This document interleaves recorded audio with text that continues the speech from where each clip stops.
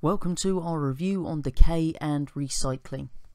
So first thing we need to remember then is that elements are going to be passing between the living and non-living world in cycles.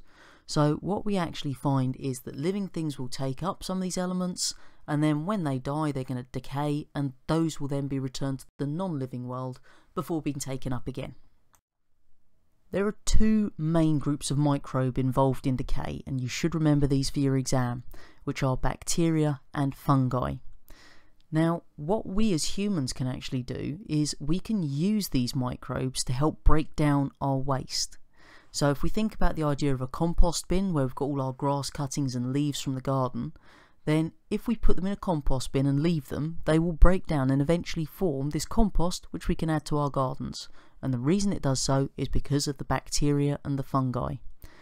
We can also use bacteria in sewage works to digest the organic waste in these large tanks, which then makes it nice and safe so it can then be discharged into our natural waterways without causing problems. One question they do like to ask you is what's going to increase the rate of decay. So there are three things that you could say there. One is increase the temperature. Two is make more oxygen available. Or three, make the conditions moist. What we find is we've got these two main groups of decay organism. The first ones are called detritivores.